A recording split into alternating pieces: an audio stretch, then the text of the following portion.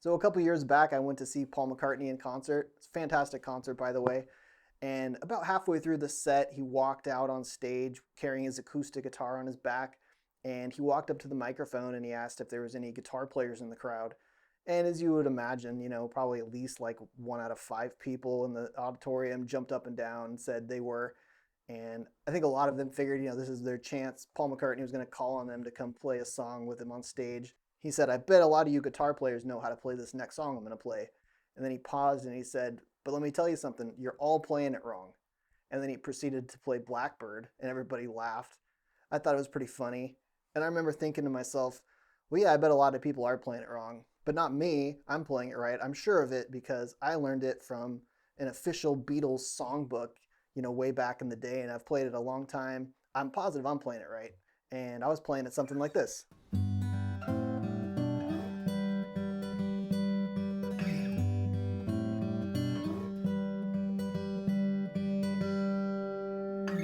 And I'd pretty much forgotten about it until the other day I started thinking about what he said. So I did what most people would do. I went to Google and I searched for Blackbird tab to see if I was playing it right, which I'm sure I was, or if I was living a lie. And what I found was really surprising. All right, so I figured by doing a quick Google search of some of our favorite tab websites, we could get to the bottom of this pretty easily. So let's look at the first thing that comes up. We got 978 reviews, a 4.8 star rating. Let's check it out.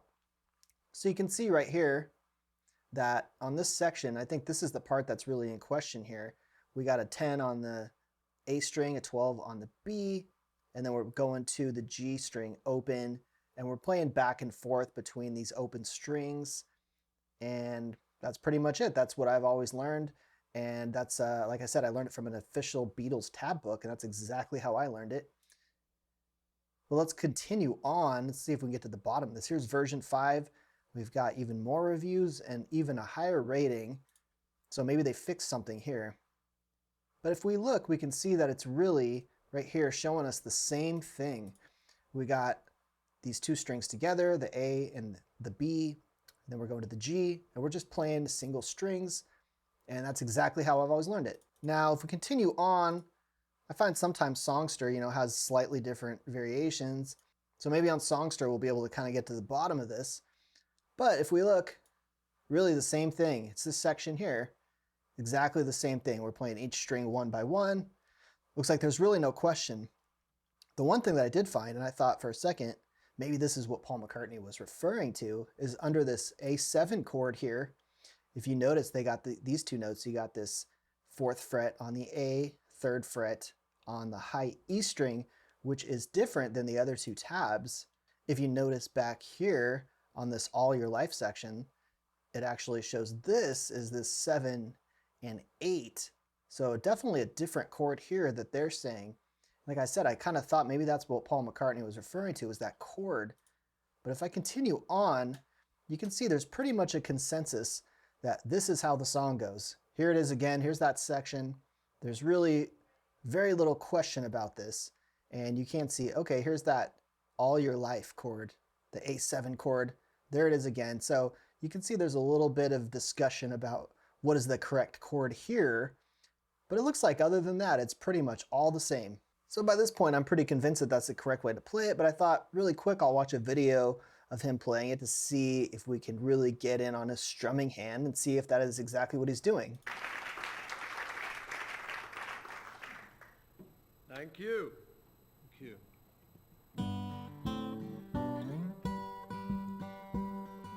Seriously, and so we are completely thwarted by this microphone that is almost perfectly positioned to cover his strumming hand to thwart our efforts. Blackbird singing in the dead of night. But I will say I can hear that he does not sound like he's playing those strings all individually. It sounds like he's strumming. Broken wings and learn to fly. But unfortunately, we cannot really see it at all in this version, so let's continue on.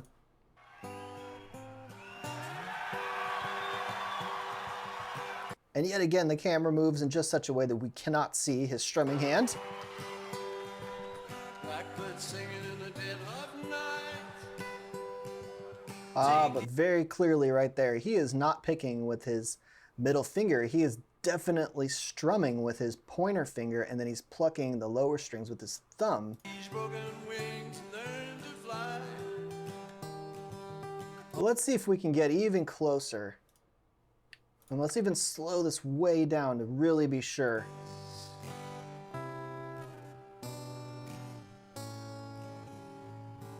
Ooh, right there. Let's watch that one more time.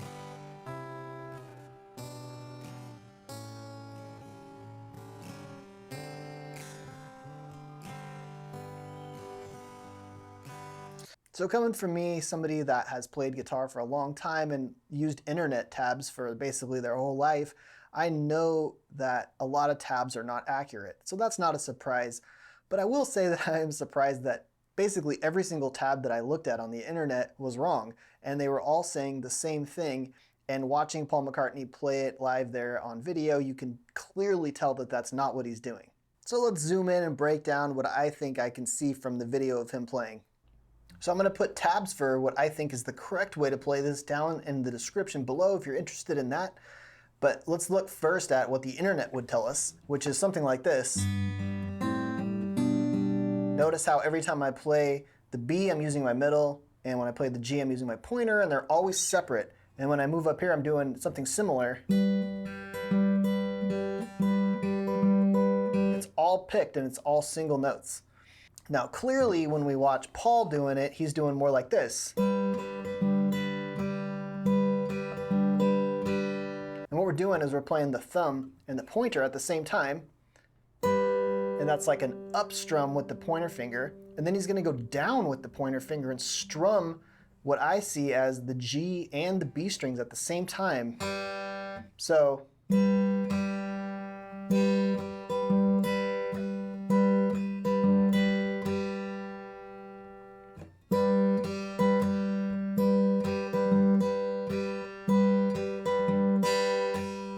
and it definitely has a different sound to it. One of the things that I noticed for sure you can hear is that, when you're strumming down with your pointer finger, since you're using your nail, it's got definitely a brighter sound to it, a different kind of attack. Similar, I think, to a pick, really, but definitely different than the soft sound you're going to get from your fingers. And then Paul's way.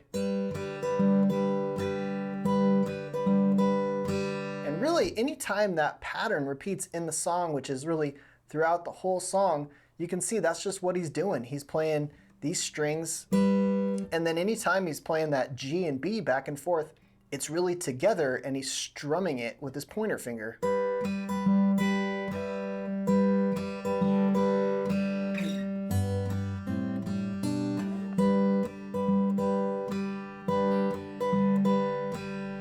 Now you can see it even at the beginning, he's doing it a little differently. I think most people would play it this way.